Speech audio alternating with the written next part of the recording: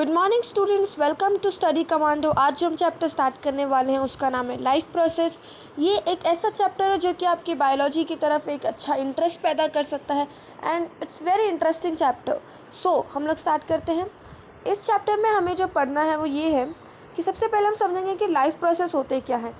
In a note आप ये समझ लीजिए कि जो भी फिजियोलॉजिकल प्रोसेस हमारी बॉडी में हो रही, जो कि जिनका होना बहुत ज़रूरी, जैसे कि बिना रेस्पिरेशन के हम जिंदा थोड़ी ना रहेंगे, हमें एनर्जी ही नहीं मिलेगी। तो उसी तरीके से जो लाइफ प्रोसेस, जो बेसिक प्रोसेस हमारे लिए इम्पॉर्टेंट है, हमारी लिविंग के लिए इम्पॉर्टेंट है, उन प्रोसेसेस को हम कहते हैं लाइफ प्रोसेस। ठीक है, आप लोगों को इतना समझ आ गया। तो जैसे हम लोग बायोलॉजी में एनसीईआरटी में क्या है, एग्जांपल्स आप लोगों को बहुत दिए जाएंगे। हम लोग मेन बातों पे ज़्यादा फोकस करेंगे। एक चीज़ हमेशा पूछी जाती है कि सबसे मेन बेसिक प्रोसेस क्या है किसी लिविंग ऑर्गेनिज्म को कैरेक्टराइज करने का, तो वो है मूवमेंट। अगर कोई ऑर्गेनिज्म मूव कर रहा है, इसका मतलब है कि वो लिविंग है। तो आप लोगों के दिमाग में ज़रूर आ रहा होगा कि भाई प्लांट्स तो मूव नहीं करते, तो इसका मतलब क्या वो नॉन लिविंग है? नहीं, ऐसा नहीं है। जो प्लांट्स हैं वो भी मूव करते हैं, वो नॉन मोटाइल नहीं है। उनकी जो लीव्स है वो मूव करती हैं, वो फोटोट्रॉपिज्म दिखाते हैं। मतलब जहाँ लाइट हो उसकी तरफ, जैसे सनफ्लावर को देखिए वो हमेशा सनलाइट की तरफ चले जाता है। तो वो बेचारे इतना ज़्यादा मूव नहीं कर पाते, लेकिन वो अपने लीव्स को, अपने फ्लावर को मूव करते हैं। ठीक है, तो हम लोग कुछ मेन लाइंस पढ़ लेते हैं। जैसे कि movements over very small scales will be invisible to the naked eye, movement of molecules. Okay, तो जैसे माइक्रो ऑर्गेनिजम्स हैं वो भी तो मूव करते हैं, तो फिर वो लिविंग हो गए। ठीक है, सिर्फ लिविंग कैरेक्टराइज करने के लिए यही नहीं है कि मूवमेंट अगर कोई चीज़ करी तो वो लिविंग हो, हमारी चेयर मूव करी तो वो लिविंग है, ज़रूरी नहीं है। ठीक है, बहुत सारे प्रोसेस हम लोग, बहुत ज़्यादा जो चीज़ें हैं वो देखी जाती है, जो कि हम 11th में पढ़ेंगे।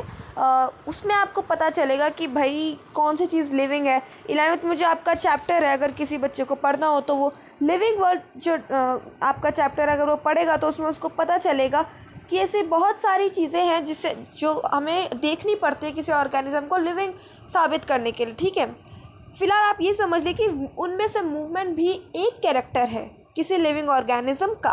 ओके, अच्छा, और हम आगे पढ़ते हैं। जो छोटे छोटे ऑर्गेनिजम्स मूव करते हैं, तो वही हम लोग, जैसे हमारे हो गया अमीबा, वो भी तो मूव करते हैं, भले उनकी मूवमेंट स्लो हो फास्ट हो, वो हमें नहीं देखना। हमें ये देखना है कि मूवमेंट हो तो रही है ना किसी भी तरीके से, तो वो हम उस अभी के लिए हम उसको लिविंग कैरेक्टराइज कर सकते हैं। आगे चल के हम पढ़ेंगे लिविंग वर्ल्ड में कि और भी ज़्यादा कैरेक्टर्स होते हैं किसी चीज़ को लिविंग कंसिडर करने के लिए। अच्छा, लाइफ प्रोसेस होती है कि, वैसे मैंने आपको एक रफ आइडिया दे ही दिया है, फिर भी मेंटेनेंस फंक्शंस या फिर ऐसे फिजियोलॉजिकल फंक्शन जो कि हमारे बॉडी में हो रहे। फिजियोलॉजिकल फंक्शंस क्या होते हैं? जो हमारे बॉडी फंक्शंस है। ठीक है, ऐसे फिजियोलॉजिकल फंक्शंस जो कि हमारे बॉडी में हो रहे हैं, जो कि एक लिविंग ऑर्गेनिज्म के होने के लिए ज़रूरी है, वो हमें, उन प्रोसेस को हम कहते हैं लाइफ प्रोसेस। अच्छा, अब हम लोग एनसीईआरटी के हिसाब से एक अच्छी सी डेफिनेशन ढूंढते हैं। ठीक है, आइए, तो फिर हम लोग बताते हैं the processes which together perform this maintenance job our life process. तो मैं आप लोगों के लिए अंडरलाइन कर देती हूँ। तो अगर आपसे कभी भी कोई लाइफ प्रोसेस की डेफिनेशन पूछे तो आप ये, एक मिनट, हाँ, ये जो आपकी डेफिनेशन है, the processes which together perform this maintenance job our life process, जिसको मत लिखिएगा। वैसे मैं आप लोगों को नोट्स अपलोड कर दूंगी, लेकिन तब भी मैं आपको बता रही हूँ क्योंकि नोट्स हमेशा एनसीईआरटी की बुक से होने चाहिए, क्योंकि जो आपके एनसीईआरटी के आंसर्स होते हैं उनको वैलिड माना जाता है। ठीक है, तो जैसे ही मैं अंडरलाइन कर रही हूँ आप लोग भी अंडरलाइन करते रहिए बीच बीच में। ओके, तो हम आगे पढ़ते हैं। अच्छा, थोड़ी आगे रीडिंग भी करते हैं। Since these maintenance processes are needed to prevent damage and breakdown, energy is needed for them. This energy comes from outside the body of the individual organism, so there must be a process to transfer a source of energy from outside the body of the organism. इसका मतलब है कि हमें हर process की equally ज़रूरी होती है। ठीक है, ज़रूरत होती है, इसलिए ट्रांसपोर्टेशन। अच्छा, आपको याद कैसे रखना है कि आपके पास कितने प्रोसेसेस, कितने बेसिक प्रोसेसेस हैं? ठीक है, तो उसकी एक बहुत अच्छी ट्रिक है, मैं अभी आपको बताती हूँ। आप सबको एक चीज़ तो हमेशा याद रहेगी, वो है आपकी एनसीईआरटी। ठीक है, एक मिनट बस। अब देखिए, ये हो गई आपकी NCERT। अब देखिए, आपके बेसिक प्रोसेस आपको अपने आप याद हो गए। N for nutrition, C for circulation, E for E for excretion, R for respiration and T for transportation. तो आपको कितने अच्छे से एनसीईआरटी वर्ड से आपको पांचों के पांचों याद हो गए। ये अच्छी ट्रिक है ना, ये हमारी खुद की बनाई गई ट्रिक है, ठीक है। एक बार वापस बता देती हूँ। N for nutrition, C for circulation, E for excretion, R for respiration and T for transportation. तो अभी हम लोग आगे करते हैं। ये हो गया।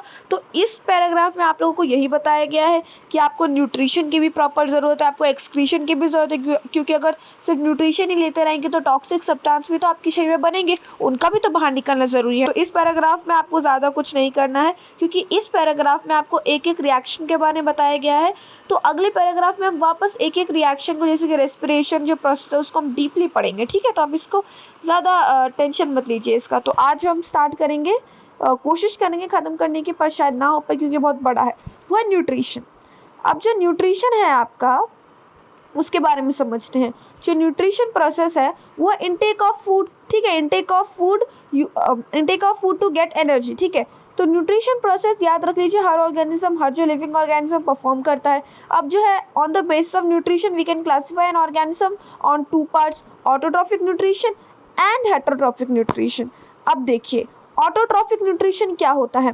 ऑटोट्रॉफिक न्यूट्रिशन वो होता है, वो ऑर्गेनिजम्स, जैसे मान लीजिए आपने सुना को ऑटोट्रॉफिक ऑर्गेनिजम्स, वो ऑर्गेनिजम्स कौन होते हैं।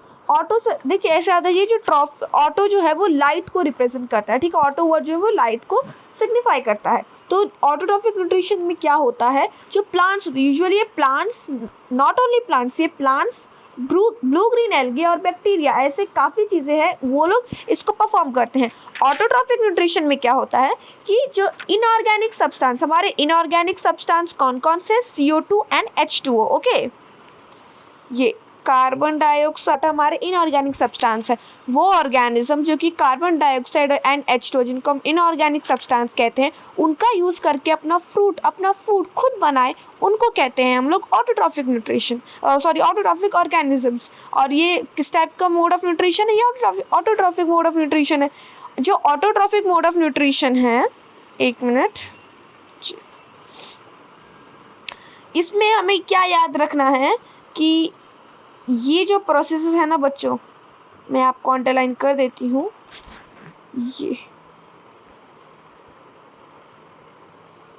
ये सबसे ज्यादा इम्पोर्टेंट है।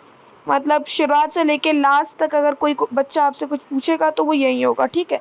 ये अच्छे से आप लोग पढ़ लीजिएगा। और ये जो है आपके पास फोटोसिंथेसिस का फॉर्मूला, ये भी बहुत इंपॉर्टेंट है, और वैसे भी एक जनरल नॉलेज का क्वेश्चन है, ये आप लोगों को आना ही चाहिए, है ना। तो फिर अब हम पढ़ते हैं कि ये कैसे होता है, कैसे भाई ऑटोट्रॉफिक और कैसे। अच्छा, ऑटोट्रॉफिक ऑर्गेनिज्म भी दो टाइप के होते हैं, एक होते हैं फोटोसिंथेटिक, एक होते हैं कीमोसिंथेटिक। जो फोटोसिंथेटिक वो होते हैं जो कि लाइट के प्रेजेंस में, लाइट को यूज करके अपना क्या बनाते हैं, फूड बनाते हैं। कीमोसिंथेटिक कौन होते हैं, जो कि अपना केमिकल्स को यूज करके वो लोग अपना खुद का फूड बनाते हैं। ऑटोट्रॉफिक तो वो हो गए ना जो कि अपना खुद का फूड बनाते हैं। अब दो टाइप के हो गए, एक फोटो जो कि लाइट यूज करते हैं, और एक हमारे हो गए कीमो जो कि केमिकल्स यूज करते हैं। कितना ईजी है, ठीक है। ये आप लोग अच्छे से याद रखिएगा। ये बैलेंस्ड इक्वेशन है, ठीक है। बैलेंस्ड, अनबैलेंस्ड, वो मैंने आपको फर्स्ट चैप्टर में, मैं आपको एक बार वापस रिवाइज भी करवा दूंगी, लेकिन मैंने आपको ये पढ़ाया है, ठीक है। जैसे कि अब है 6CO2 12H2O in the presence of chlorophyll. Chlorophyll कहाँ होता है, लीव्स के अंदर होता है। Green colour pigments, remember, okay. और सनलाइट, सनलाइट कहाँ से लेंगे ये लोग जो अपने सूरज मामा है वो हमें दे देंगे, इनको चाचा है शायद, हाँ चाचा है, वो हम इनको सनलाइट दे देंगे। तो फिर वो क्या बनाता है, C6H12O6, जो कि ग्लूकोज का फॉर्मूला 6CO2 + 6H2। इसी फॉर्म में इसको रटिएगा, मतलब याद कीजिएगा, ठीक है। अब हम अच्छे से पढ़ते हैं प्रोसेसेस ऑफ फोटोसिंथेसिस, जो कि सबसे इंपॉर्टेंट है। सबसे पहले क्या होता है, एक प्लांट है मान लीजिए, अब वो क्या करेगा, देखिए पानी तो उसको कहाँ से मिलेगा, वाटर उसको रूट से मिल जाए। रूट्स जो है वो कहाँ से ले लेंगे, सॉइल से ले लेंगे। देखिए बच्चे हमेशा गलती करते हैं, वो बोलते हैं कि रूट से ले लेंगे, ये थोड़ी ना गलती, ये रूट्स थोड़ी ना आपको पानी प्रोवाइड करेगा, आपको तो सॉइल प्रोवाइड करेगा वाया रूट्स के द्वारा, ठीक है, ये समझिए। अब सनलाइट वो कहाँ से लेंगे, absorption of sunlight bye chlorophyll. Sunlight आएगी सूरज चाचा से, और वो लोग उसको अपने ग्रीन कलर की लीव्स होती हैं, उसके अंदर ग्रीन कलर पिगमेंट्स होते हैं, कौन, क्लोरोफिल, वो उसको एब्जॉर्ब कर लेंगे। ये क्लोरोफिल की प्रॉपर्टी है, ठीक है। सबसे पहला काम हो गया, लाइट एनर्जी एब्जॉर्ब हो गई।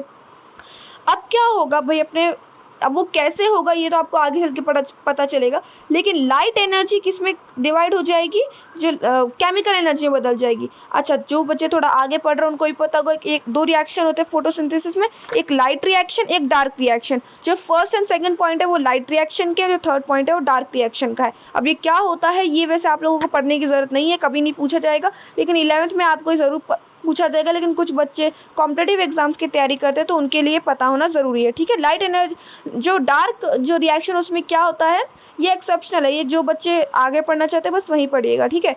एक्सेप्शनल क्या है, जो डार्क रिएक्शन उसमें क्या होता है, बस डार्क देखिए, लाइट नहीं है इसका मतलब वो लाइट के प्रेजेंस में जो काम होगा वो लाइट रिएक्शन में चला जाएगा, और जो बिना लाइट के प्रेजेंस में जो काम होगा वो डार्क रिएक्शन में चला जाएगा। अब जैसे हमें CO2 को रिडक्शन करना है, रिडक्शन मतलब उसको बदलना है, किसमें, रिडक्शन का एक और मतलब होता है हाइड्रोजन डालना और अपना ऑक्सीजन लेना, ठीक है। ये सब आपको फर्स्ट चैप्टर में बताया गया है। तो फिर आपको क्या कहते हैं, तो इसमें हमें लाइट की थोड़ा जरूरत है। कार्बन डाइऑक्साइड को हमें कार्बोहाइड्रेट में ही तो बदलना है, उसमें लाइट की हमको क्या जरूरत है, कोई जरूरत नहीं है, ठीक है। अच्छा, हम लोग कहाँ पे थे, हम लोग यहाँ थे कि लाइट एनर्जी एब्जॉर्ब कर ली, लाइट एनर्जी केमिकल एनर्जी में बदल गई, कैसे बदली वो अभी आपको नहीं पढ़ना है। उसके बाद क्या होगा, जैसे केमिकल एनर्जी में बदले, अब उस केमिकल एनर्जी में कौन सा केमिकल रिएक्शन होगा, एक केमिकल रिएक्शन होगा जिसमें क्या होगा, जो वाटर मॉलिक्यूल्स है, जो कि पानी ली गई है, कहाँ से ली गई है, सॉइल से, कहाँ से, सॉइल से, वो किस में डिवाइड हो जाएगा, केमिकल रिएक्शन तोड़ देगा, किसको, वाटर को H2 और O2 में, H2 फॉर्मूला होता है ना आपके वाटर का, तो उसको तोड़ देगा H2 और O2 में, ठीक है। अब क्या होगा, इसमें जो आपका H2 होगा, H2 अपना काम करेगा, O2 तो भाई ऑक्सीजन जो प्रोड्यूस कर देगा, है ना।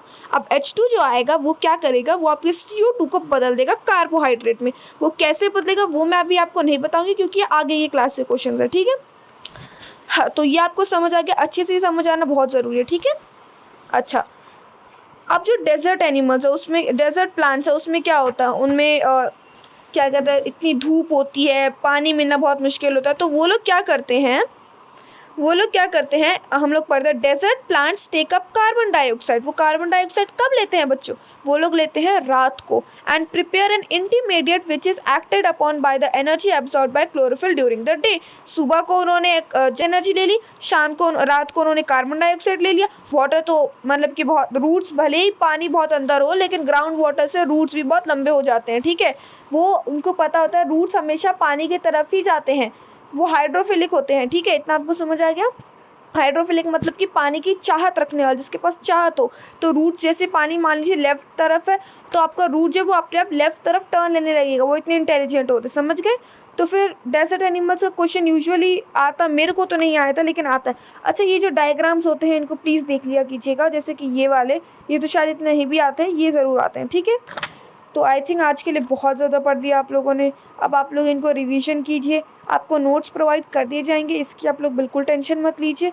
हाँ, और try to read NCERT because NCERT is the main and very important book for not only your board point of view but also for many competitive exams, ठीक है। तो अपने आप को प्रिपेयर रखिए बोर्ड के लिए, ज़्यादा टेंशन मत लीजिए। लॉकडाउन में आपको लग रहा होगा कि पढ़ाई नहीं हो पाएगी, तो हमारे जैसे हम भी हैं, और हमारे जैसे कई और ऐसे टीचर्स हैं जो कि आपको बहुत अच्छा पढ़ा देंगे। टेंशन मत लीजिए, हम लोग आपको स्कूल जैसा ही आपको माहौल देंगे, उल्टा हम आपको बायोलॉजी के पास लेके जाएंगे, ठीक है। आप चिंता मत कीजिए। चलिए, अगर आपको हमारी वीडियो अच्छी लगी हो तो प्लीज़ सब्सक्राइब कर दीजिएगा, क्योंकि हमारा मेन एम NCERT होता है। और NCERT, आपको एक बात बता देती हूँ, जैसे जिन बच्चों को बायो का बहुत इंटरेस्ट होगा तो वो नीट का पेपर देंगे। मान लीजिए नीट के पेपर में अगर कोई गलती आ जाती है कि कोई क्वेश्चन गलत प्रूफ करना है आपको, तो पूरी दुनिया की किसी बुक को वैलिड नहीं माना जाता है एक्सेप्ट NCERT। NCERT इतनी इंपॉर्टेंट है कि उसको बाइबल समझा करो। सुबह सुबह उठते उठते जैसे आप किसी भगवान को प्रणाम करते होंगे, किन्हीं भगवान को, तो इनको भी प्रणाम किया कीजिए, भी बहुत इंपॉर्टेंट बुक है, ठीक है।